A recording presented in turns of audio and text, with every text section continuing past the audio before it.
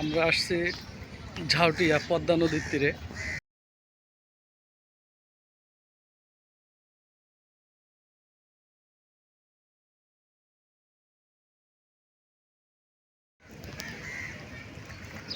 লৌহজং ঝাউটিয়া পদ্মা নদীর তীর।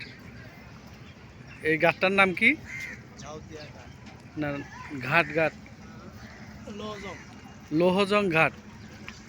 হ্যাঁ, লৌহজং ঘাট, মুন্সিগঞ্জ।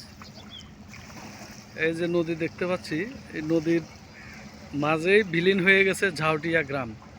এখানে একটা গ্রাম ছিল ঝাউটিয়া, এখন ওই গ্রামের কোনো অস্তিত্বই নাই।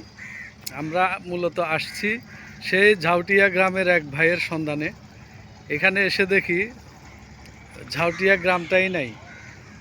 সবাই বলতেছে যে এই যে আমাদেরকে দেখাচ্ছে, এদিকে নদীর মাঝখানে দেখা যাচ্ছে চরের মতো অনেক দূরে, সেই চরের মধ্যে ছিল ঝাউটিয়া গ্রাম।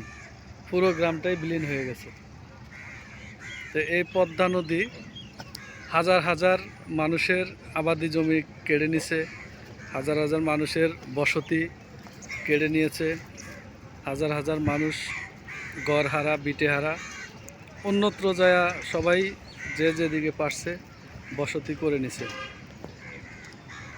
তো এই জন্য নদীর তীরে যারা বসবাস করে তারাই শুধুমাত্র এই বুঝতে পারে যে ঘরবিটা হারা মানুষদের হাহাকার, কষ্ট, দুঃখ, বেদনা এটা কেমন হয়। অন্যত্র যারা আমরা আছি, যারা নদী ভাঙনের মধ্যে পড়ি নাই, তাদের দ্বারা এটা বোঝা কোনোভাবেই সম্ভব না। তা আজকে আমার সফরসঙ্গী হিসেবে আমার বড় ভাই আলমগীর হোসেন, বিশিষ্ট ব্যবসায়ী, সুলেমান প্লাজায় ওনার একটা অফিস আছে। আপনার অফিসের নাম কি? Dream overseas. ড্রিম ওভারসিজের কর্ণধর।